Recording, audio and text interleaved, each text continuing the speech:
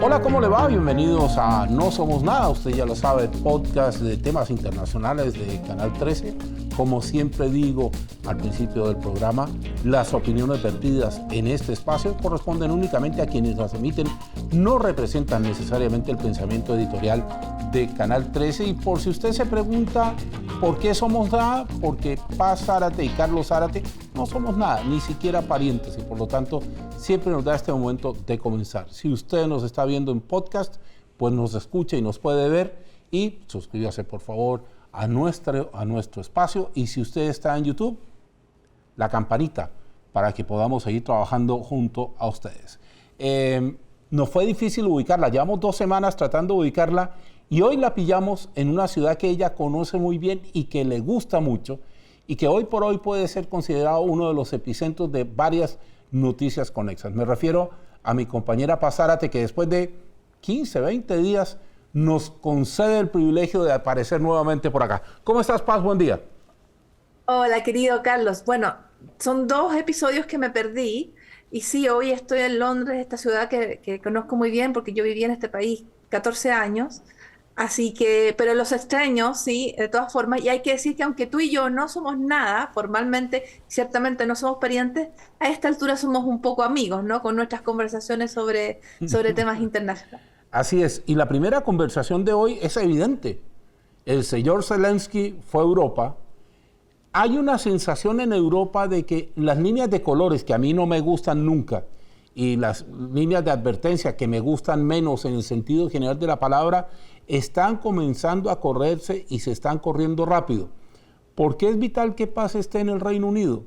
Porque resulta que una de las alternativas que se le abre a Zelensky con su continua, ya no es petición, ya es casi como súplica del tema de los aviones, pasa porque el Reino Unido no tiene restricciones con respecto a sus aviones, las que corren para el F-16, por ejemplo, que Estados Unidos tiene que autorizar esa venta, y como el Reino Unido fabrica un caza, que es el Typhoon, que es un Eurofighter, puede ser más fácil entregarle a Zelensky ese tipo de avión.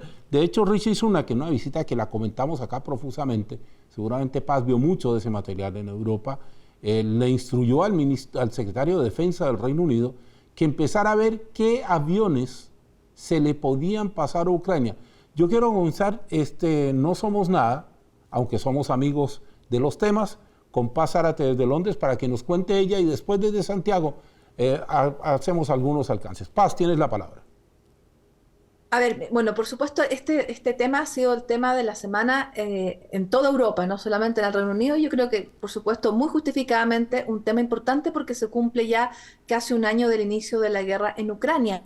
Y estamos viendo movimientos. Uno, el que mencionas tú, que es la visita de Zelensky a París, a Londres y a Bruselas. Es una ofensiva propiamente tal del punto de vista comunicacional y como dices tú, hay una súplica, porque si bien esta petición de armamento y de tanques en particular ha existido siempre, ahora se está incrementando. Y es tanto así que, Carlos, si tú te fijaste que Macron acompañó a Zelensky para aumentar el lobby ante Bruselas, ¿te fijaste en ese detalle? Sí, me llamó la atención, incluso un honor, porque es un honor cuando un mandatario extranjero invita a otro colega a viajar en el avión presidencial. Esto es una cosa de símbolos. Se podrían haber ido en un vuelo comercial, incluso en un charter. No, el avión de la presidencia francesa fue dispuesto para que Zelensky, que en todo caso ocasiona ciertos problemas de seguridad cuando se desplaza fuera de Ucrania, fuera llevado rumbo a Bruselas casi como dicen los españoles, aupado, presentado por Macron, diciendo, mire, este señor es amigo mío, por favor, escúchenlo. Y lo otro que me llamó la atención para volver contigo fue la ovación cerrada cuando habló ante el Parlamento inglés y la ovación cerrada cuando habló ante el Parlamento europeo. No parece haber en Europa en este minuto alguna voz de disenso a nivel gobierno, que puede haberla a nivel de opinión pública. Sí, y además el otro dato que te da una idea también para dónde van las cosas es la reunión que tuvo con el rey. Es decir, se le ha tratado con los máximos protocolos para significar algo que los gobiernos tienen muy claro, que es el apoyo irrestricto a Ucrania. Y si ahora el Reino Unido se está movilizando, como también otros países, para proporcionar este armamento, Y son muy claros al decir por qué. Es decir, porque ellos dicen, y lo dicen literal, quieren acelerar la victoria de Ucrania. Es decir, saben que Ucrania ganará la guerra y quieren acelerar esa victoria porque piensan que si no, esta guerra de atrición podría durar muchísimo. Y respecto al tema que tú mencionas de los tanques, es muy interesante porque se sabe que Alemania, como es el proveedor de esos tanques tan poderosos, los leopardos, mantiene legalmente unas restricciones como el proveedor, el fabricante, y esas restricciones no existen para los tanques que se encuentran en el Reino Unido. Ahora, ¿Qué? hay que decir otra cosa. Rusia tiene 10.000 tanques. Es cierto, y esos son 3 veces más que los que hoy tiene Ucrania. Entonces, aunque varios de esos tanques son antiguos, efectivamente esta es una zona, la de los tanques, donde el poderío de Rusia es muy superior al de Ucrania. Y es indispensable para que la guerra no continúe otro año más, que se produzca este upgrade para Ucrania. Y esa es la razón de un lobby tan fuerte en lo comunicacional que va apelando tanto a las colectividades políticas como a la opinión pública para mantener el apoyo después de un año donde el presidente Zelensky, que es un gran comunicador, sabe que la gente se puede cansar del tema de Ucrania. Y él no quiere ni que el mundo, y que ciertamente ni que Europa, se canse de Ucrania. Sí, ahora, la fatiga de la guerra-paz, para colocarla en contexto, es una fatiga que se da cuando está este escenario que está en Ucrania. Ninguno de los dos avanza mucho, se dan fuego todo el día, pero no avanzan. Ahora, yo me quiero volver a lo siguiente. Vamos a suponer que Ucrania, respaldada por Europa, vamos a suponerlo, recalco, lo voy a decir por tercera vez, vamos a suponer, para que nadie crea que lo estoy diciendo como un hecho real, que Ucrania con la ayuda de Europa derrota a Rusia. Y a mí ahí hay algo que me preocupa mucho, que yo sé o creo saber que los líderes europeos lo están pensando. ¿Qué le es más funcional al mundo? Y aquí nos metemos en una marisma bien complicada. ¿Una Rusia menos resentida o una Rusia acorralada? Porque lo que está claro es que el estilo de liderazgo militar de Putin se parece mucho a los caudillismos militares de la Segunda Guerra Mundial, es decir, grandes masas de soldados, en ese minuto soviéticos, ahora rusos, van a combatir. ¿Cuántos muertos? Da lo mismo, mientras consigan la victoria. Entonces, desde el lado bélico, los 10.000 tanques, esa victoria podría, entre comillas, estar asegurada. El problema es qué pasa si pierde y qué pasa si se desespera. Y yo creo que esa es una hipótesis que va siendo hora de colocarla en la mesa y empezar a tratar de vislumbrar un escenario, porque si esto llega a producirse, la posibilidad de una tercera guerra, que me aburre hablar de eso y lo evito cuidadosamente, está a la vuelta de la esquina y está de pronto a 50 metros de donde estamos parados.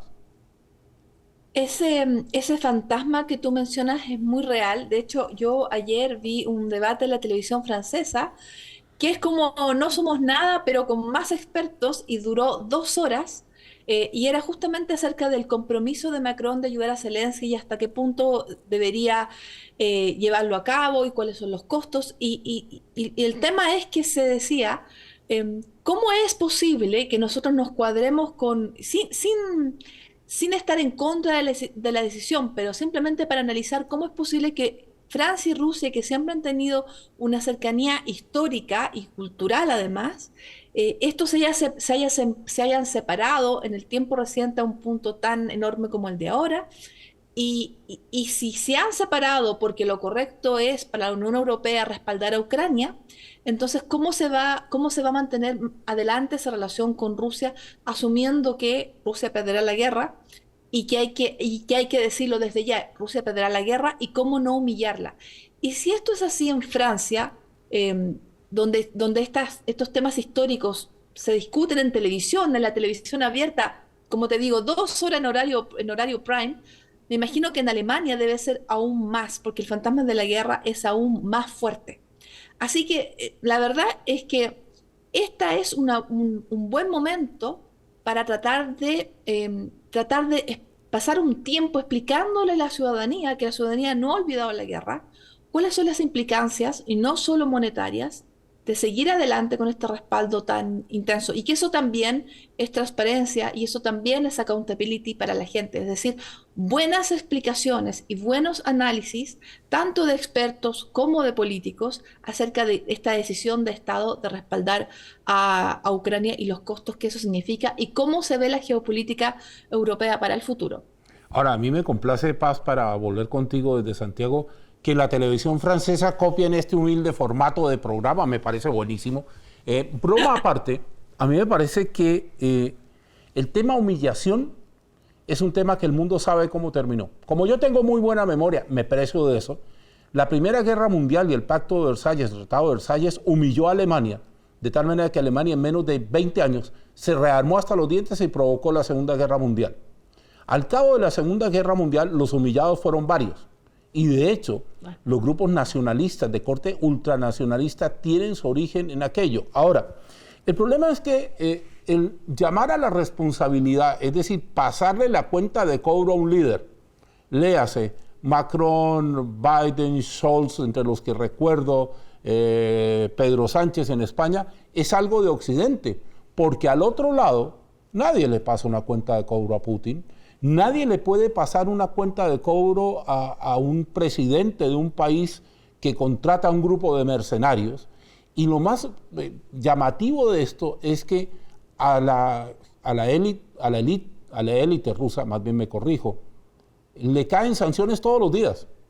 Y es como decimos en Chile, por si usted nos está escuchando afuera y es chileno, huichipirichi, ¿no? Nadie le hace caso. Usted puede sancionar a la examante de Putin, al dueño de los medios, qué sé yo, y nadie hace caso. Y lo otro, para ir contigo, la narrativa interna rusa de los últimos días. Primero, si ustedes pasan aviones va a haber problemas. Segundo, no les entreguen los tanques, pero la que más me preocupa es una que está en vigencia ahora, que dice que Estados Unidos saboteó el oleoducto Nord Stream para perjudicar a Rusia. Ojo, eso para gente como Paz Zárate, para Carlos Zárate, la gente que se dedica a esos temas, uno lo recibe, pero lo mira con una ceja levantadísima. Pero en el caso ruso, la población rusa esa versión se la compró. Y aparecieron periodistas que compraron eso que parece ser una operación de inteligencia, porque uno cuando revisa todo no encuentra por qué o para qué. Y entonces en ese sentido, para volver contigo, a mí me da la sensación de que si es que logra permanecer en el poder, el que va a salir prácticamente impune de toda esta historia es el señor Putin, que le va a presentar a su pueblo, mire, me metí en una guerra, conseguí estas cosas, esta es la gran madre Rusia, y va a seguir con esta monserga de ir a proteger a los rusos en otras partes. De hecho, hoy Lituania comenzó a embarcar cañones antiaéreos rumbo a Ucrania, en el entendido de que Putin, dentro de la ex Unión Soviética, no tiene aliados en este minuto, salvo Bielorrusia y otro par de países por ahí que le siguen la prédica a Moscú. Yo creo, Carlos, que aquí hay dos danzas, y hay una que nosotros vemos y hay otra que nosotros no vemos. La danza que vemos es esta. Vemos a un autócrata que controla muy bien una maquinaria de propaganda, que esa maquinaria de propaganda, para los que tenemos alguna forma de ver la televisión rusa un poquito y tratar de entender lo que ahí se discute cada noche, se ve muy, muy poderosa, y que efectivamente él, vía esa maquinaria de propaganda y una maquinaria de represión, está manteniendo el control de la población. Pero hay otra danza que no vemos, que es la danza en el Kremlin, donde a nadie le gusta una guerra que Rusia está perdiendo, y cuánto tiempo más seguirán las bajas de un ejército que se suponía era tan ilustre en su historia y tan poderoso. Entonces, por eso yo creo que hay que tomar con mucho beneficio de inventario la danza que vemos, porque la otra que no vemos puede conducir a resultados inesperados. Y de hecho, los artículos especialistas en este tema, Foreign Affairs y otros más especializados, en realidad hace un tiempo ya vienen seriamente discutiendo las alternativas de un cambio de régimen en Rusia, Rusia sin Putin, y un golpe blanco que de todas formas que lo protegería, y que daría lugar a otro liderazgo y alguna excusa para sacarlo, y para que esto quede como una especie como de de accidentes, de si, por ejemplo, que la guerra haya sido, que haya tenido algún sentido, que se llegue a alguna especie de negociación y que se cambie el liderazgo, por ejemplo, por un problema de salud, que Mm. por lo demás los problemas de salud de Putin, alguna idea todos tenemos. Entonces, por eso es que yo tengo un poquito de cuidado cuando se habla de Rusia, porque esta doble danza, por lo demás, es muy rusa, no solamente de ahora, también en el pasado se producía esto. Así que por eso yo creo que Rusia, sinceramente, las jerarquías, las oligarquías están sufriendo las sanciones. Las sanciones, a medida que el tiempo pasa, aumentan sus efectos, pero no son la clave para que termine la guerra. Para mí la clave que termine la guerra, y aquí en mi opinión personal, creo que es la humillación, que aunque Rusia se esfuerce por no sufrir y que Occidente se esfuerce por no causar, es inevitable. Mm. Y que eso, para un país que se considera potencia, pese a todos sus problemas económicos, eso es insoportable. Porque el estatus Rusia hace mucho tiempo se esfuerza para no perderlo. Así que por la vía del estatus, esta cosa no puede durar mucho tiempo más. Ahora, una de las gracias que tiene el No Somos Nada es que a veces pensamos totalmente diferente. Yo cuando digo que las sanciones no producen mella, es que yo sí entiendo que los señores oligarcas rusos están perdiendo plata, pero el señor que manda en Rusia le da lo mismo, porque las sanciones económicas de Occidente siempre han tenido ese talón de Aquiles. Es decir, ¿cuál será el nivel de corrupción que existe en algunos estamentos, no solo en Rusia, en varios países del mundo, que cuando tú sancionas a la persona en cuestión, a la persona en cuestión no se le afecta la finanza ni pasa nada, reconociendo la doble, triple y cuádruple danza que se da en este nivel, ¿no? Porque habrá que saber si la persona efectivamente pierde plata y le tienen a alguien puesto al lado para que no diga nada, habrá que saber si de verdad la persona tenía el dinero o que, digamos, los países que sancionan dicen. Nos hemos extendido en el tema de Ucrania y yo creo que nos vamos a quedar un poco en eso, porque el 14 es el primer aniversario de la guerra. Y por lo tanto vamos a quedar entre medio, no, el 24, Carlos, el perdón, 24. me equivoqué, el 24. Pero como nos gusta adelantar los temas, nos vamos a quedar un poco en Ucrania, porque fue una semana muy significativa en ese escenario. Ahora, hay un par de temas que los vamos a esbozar así como rápidamente.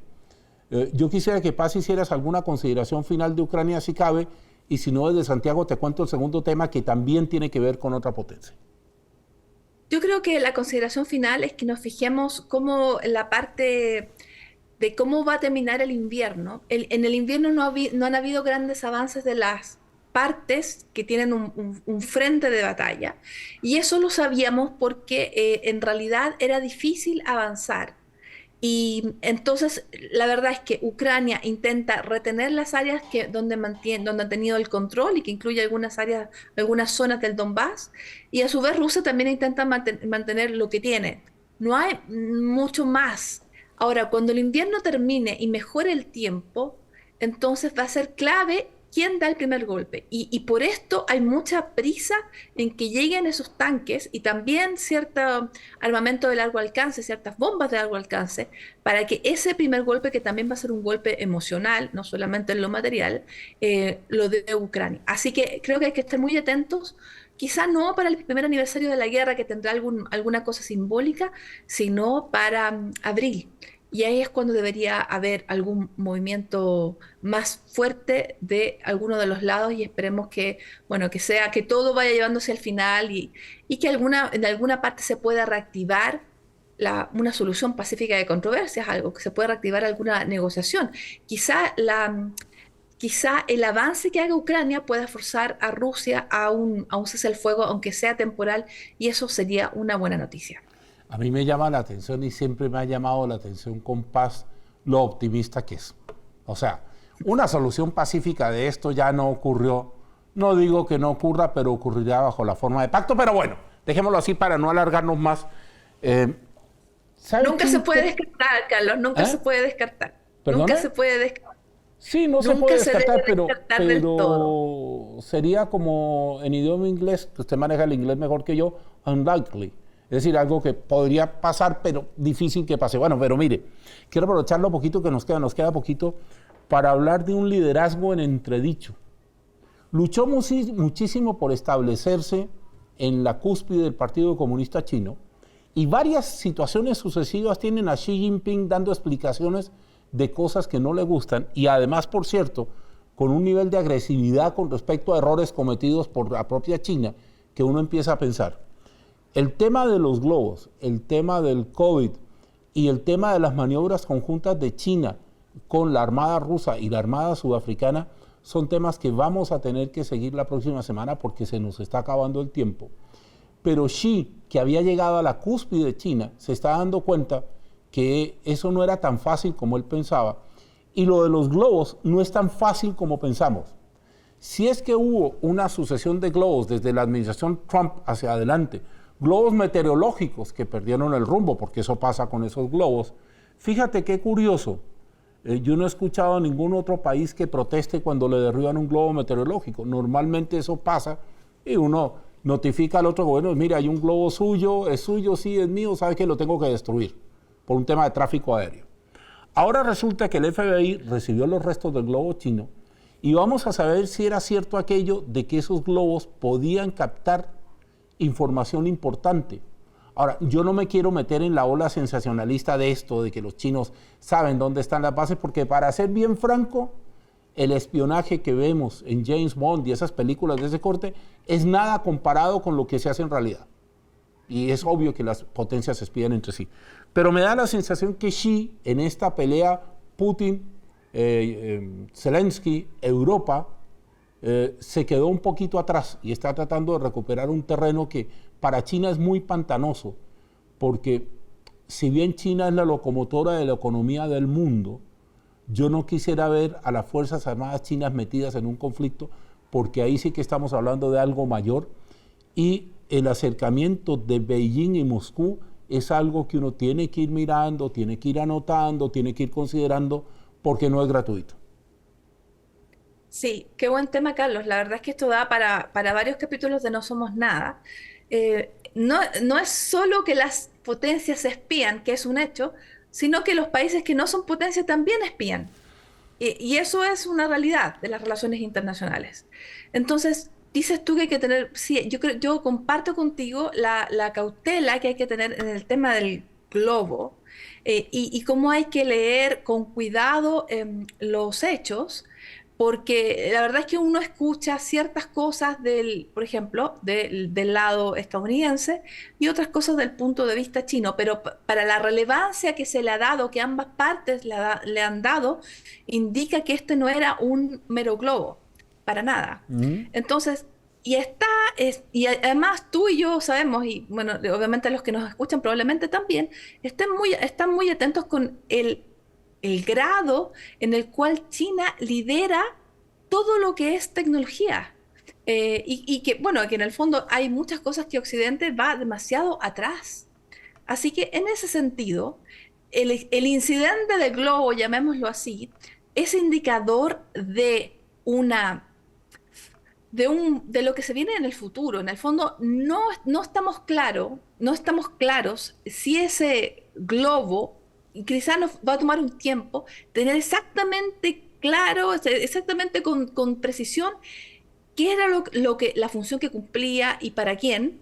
Y quizás nunca lo sabremos del todo. Hay muchos incidentes en la historia del espionaje internacional, de lo cual años, décadas después se sabe y tampoco se sabe completamente.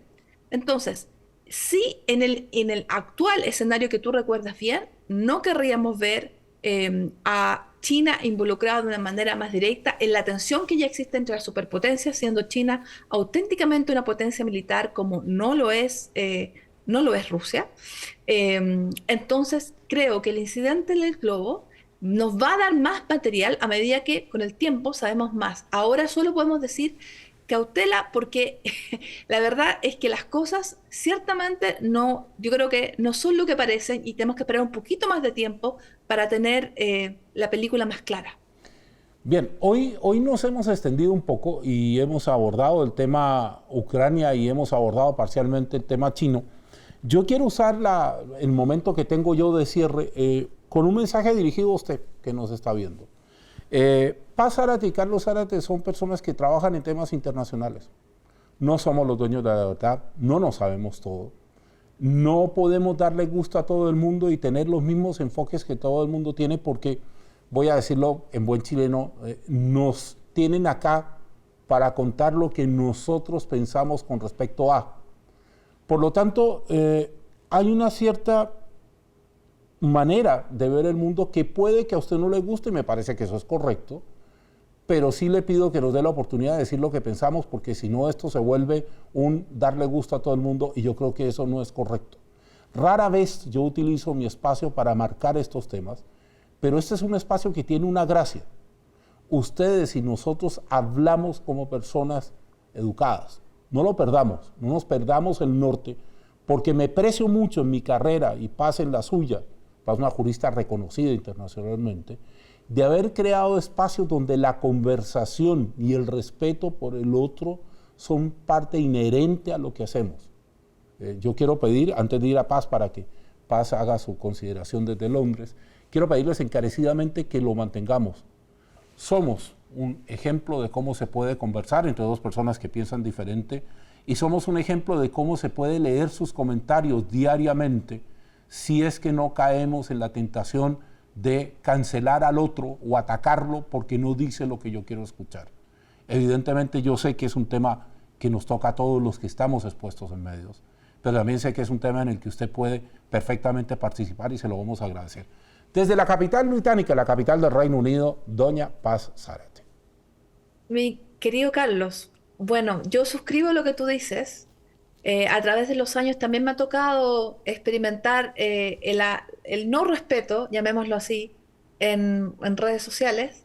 Y qué bueno es participar contigo en un espacio donde el respeto es la norma, es una de las razones por las cuales yo te admiro por tu calidez y por la forma tan educada con la cual tú te comunicas siempre. Y eso es muy importante para hablar de estos temas porque podemos no pensar igual y sin embargo logramos respetarnos.